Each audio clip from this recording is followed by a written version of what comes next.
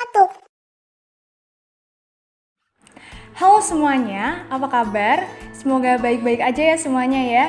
Oke, jadi perkenalkan, namaku adalah Anindita Khairunisa. Aku adalah seorang mahasiswi semester 2 dari Prodi Pendidikan Kimia, Fakultas Keguruan dan Ilmu Pendidikan Universitas 11 Maret. Ya, jadi di sini aku ingin membagikan sedikit informasi kepada kalian semua mengenai perkembangan dari teori atom. Oke, jadi apa aja sih yang akan kita bahas pada hari ini? Ya, jadi kita akan membahas yang pertama ada teori atom dari Demokritus, yang kemudian kedua ada teori atom Dalton, kemudian teori atom Thomson, dan yang terakhir ada teori atom dari Rutherford. Oke, jadi kita masuk ke pembahasan yang pertama, yaitu teori atom dari Demokritus. Jadi Demokritus ini sendiri, dia itu mencetuskan mengenai teori atomnya, mengenai konsep atomnya itu 400 tahun sebelum Masehi. Bisa kalian bayangin luar biasa lamanya kan ya itu ya. Oke, jadi Demokritus ini, dia itu seorang pencetus pertama dari istilah atom. Nah, menurut Demokritus, segala sesuatu itu dibangun dari suatu unit terkecil, di mana unit terkecil tersebut tidak bisa dibagi lagi. Nah, unit terkecil itu dinamakan sebagai atom. Nah, atom itu dari apa sih? Dari kata apa sih kok bisa jadi atom gitu kan ya? Atom itu berasal dari kata atomos yang mempunyai arti A itu tidak, tomos itu mempunyai arti membagi. Jadi atomos itu sesuatu yang udah nggak bisa dibagi lagi kayak gitu. Nah, Demokritus itu dia itu mengemukakan tentang mengenai konsep atomnya itu dari sebuah perenungannya, di mana dia berkata bahwa benda besar itu pasti dibangun dari benda kecil. Dia melihat dari sebuah buah semangka yang besar banget itu, misalkan kita potong menjadi 1/10, 1/100, 1/1000 ataupun 1/, lainnya, itu dia pasti akan menyisakan suatu zat di mana zat itu udah nggak bisa dilihat maupun dibagi lagi. Nah, kemudian dari situ dia bisa mencetuskan mengenai konsep atom seperti itu. Oke, selanjutnya kita next ke teori atom dari Dalton. Oke, jadi yang selanjutnya ada teori atom dari John Dalton. Jadi menurut Dalton ini, semua materi terbuat dari partikel kecil yang tak terpisahkan yang kemudian disebut sebagai atom. Nah, dia mendasari teorinya ini pada hukum kekekalan massa dan juga hukum komposisi konstan. Nah, kemudian dia bisa merumuskan bahwa semua materi terbuat dari atom yang tidak dapat dibagi lagi. Kemudian yang kedua, unsur dari atom yang sama itu dia memiliki sifat yang sama pula. Nah, sedangkan atom dari unsur yang berbeda maka berlainan dalam massa dan juga sifatnya. Kemudian yang ketiga, setiap atom dapat membentuk molekul dan senyawa dari 2 atau lebih jenis unsur yang berbeda. Yang terakhir, reaksi kimia itu adalah penataan ulang atom dan tidak dapat merubah dari atom tersebut. Oke, jadi di sini Dalton itu udah mempunyai beberapa kelebihan ya. Nah, salah satunya itu dia udah bisa menggambarkan bentuk atom dari teorinya tersebut. Nah, di sini Dalton menggambarkan bentuk atomnya itu sebagai bola yang mempunyai massa, keras, tidak dapat ditembus dan bergerak seperti yang bisa kalian lihat di pojok kanan bawah ini.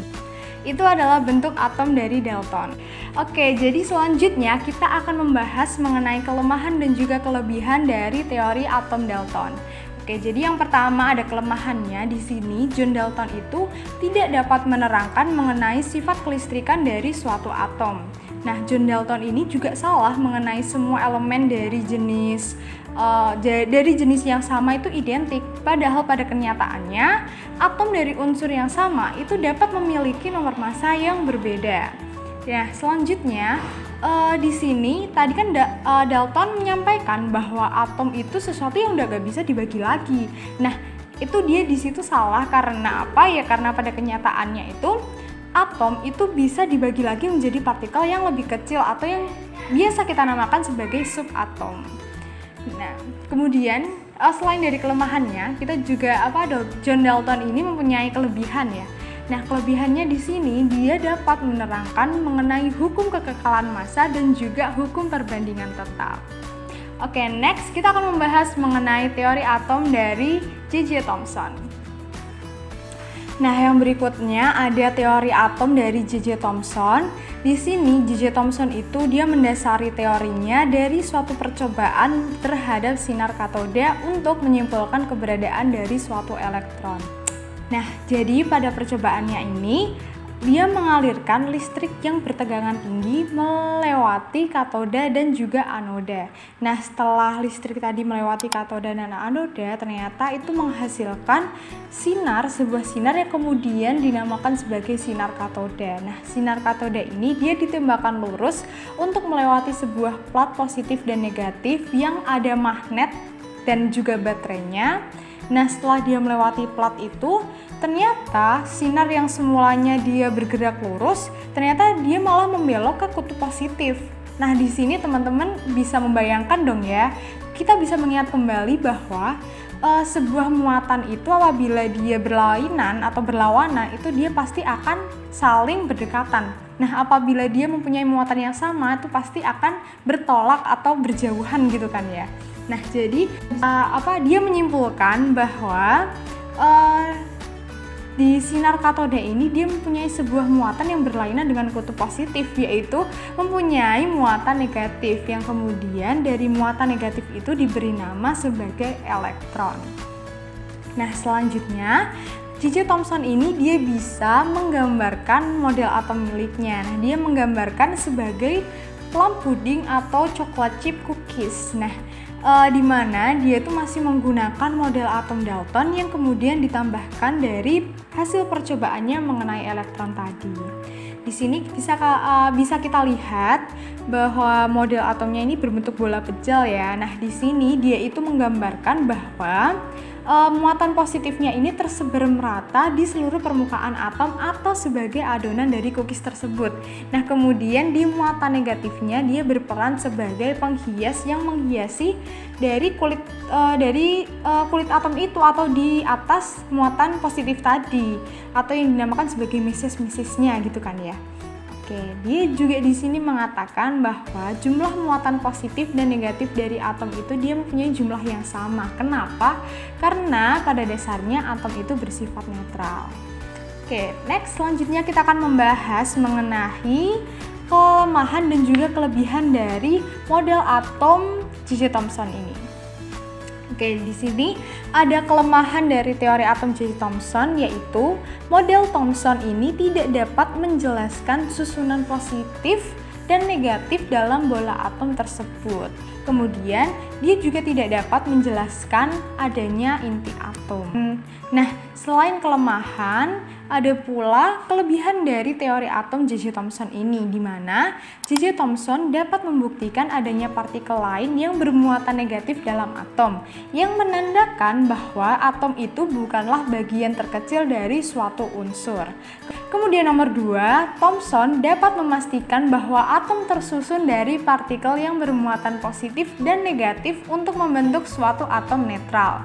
Kemudian yang terakhir, Thomson dapat membuktikan bahwa elektron terdapat dalam semua unsur. Oke, selanjutnya kita akan next untuk membahas mengenai teori atom dari Rutherford. Oke, jadi di sini Rutherford itu dia melakukan percobaan juga yang dinamakan sebagai percobaan gold foil. Nah, di sini Rutherford itu dia dapat menemukan inti atom dan proton positif atom dengan menggunakan percobaan sinar alfa dan juga gold foil tadi. Oke, di sini yang pertama yang dia lakukan itu dia menembakkan sinar alfanya lurus untuk menembus di gold foil atau lempengan emas itu tadi. Nah, di sekeliling dari gold foilnya itu sudah ada detektor ya sebelumnya ya. Oke, jadi dari percobaan tersebut, di sini Rutherford mendapatkan bahwa terdapat sinar yang lurus, ada juga yang dibelokkan dan juga ada yang dipantulkan. Nah, di sini dia beranggapan bahwa sinar yang berjalan lurus itu tadi, dia beranggapan bahwa sinar itu melewati ruang kosong. Kemudian ada juga sinar yang dibelokkan maupun dipantulkan kembali. Itu berarti sinar alfa tersebut dia menabrak sesuatu yang mempunyai massa atau dia menabrak atom dari lempengan emas tadi. Seperti itu. Nah, kemudian Dengan melalui pernyataan Rutherford ini bisa menyangkal bahwa atom itu bukanlah roti kismis, melainkan juga sebuah susunan planet yang mengorbit matahari. Kayak gitu. Oke, next kita akan membahas mengenai model atom Rutherford. Nah, di sini bisa kalian lihat seperti apa modelnya. Di sini ada ruang kosongnya dan juga inti-intinya di sini. Sebelumnya Rutherford ini dia belum berpikiran bahwa ada neutron ya. Jadi di sini terdapat inti. Nah, intinya di sini itu ada sesuatu yang bermassa yang mempunyai proton dan juga neutron. Nah, kemudian di sekeliling dari intinya ini ada elektron yang bergerak seperti itu. Nah, jadi Rutherford itu menghitung jumlah muatan positif dalam inti atom dan massa inti atom. Nah, akan tetapi ia mendapati bahwa massa inti atom itu hanya setengah dari massa atom tersebut. Nah, jadi di sini Rutherford itu menduga bahwa terdapat partikel lain di dalam inti atom yang tidak bermuatan karena atom bermuatan positif disebabkan adanya proton yang bermuatan positif tadi. Nah, dugaan dari Rutherford ini itu bisa dibuktikan melalui penemuan dari seorang ilmuwan yang bernama James Chadwick. Nah, di sini James Chadwick itu dia menembakkan sebuah sinar alfa lurus mengenai lempeng berilium. Nah, di sini setelah melewati lempeng berilium, ternyata sinar alfa tadi menghasilkan sebuah pancaran radiasi energi yang sangat tinggi. Nah, kemudian pancaran radiasi itu dia harus melewati lempeng parafin juga. Nah, di sini di mana yang bisa melewati parafin itu hanya muatan proton. Kemudian terus apa dong pancaran radiasi tadi itu apa gitu kan? Nah, kemudian pancaran radiasi ini dinamakan sebagai neutron. Oke, jadi di sini kelemahan dari teori atom Rutherford itu, Rutherford tidak dapat menjelaskan mengapa elektron tidak dapat jatuh ke dalam inti atom. Selanjutnya, kelebihan dari teori atom Rutherford ini, yang pertama, dia bisa membuat hipotesis bahwa atom itu tersusun dari inti atom dan elektron yang bisa mengelilingi inti. Kemudian, dapat menggambarkan gerak elektron di sekitar inti. Selanjutnya yang terakhir nih, elektron dapat bergerak dalam lintasan apapun dari lintasan yang tak terhingga jumlahnya. Oke, jadi itu tadi adalah beberapa informasi yang bisa aku sampaikan ke kalian semua mengenai perkembangan model atom dari masa ke masa. Jadi semoga informasi yang aku sampaikan tadi bisa bermanfaat bagi kalian semua dan bisa menambahkan pengetahuan baru kalian. Oke, kita akhiri saja video kali ini. Tetap semangat, jangan lupa bahagia, dan sampai jumpa semuanya. Dadah!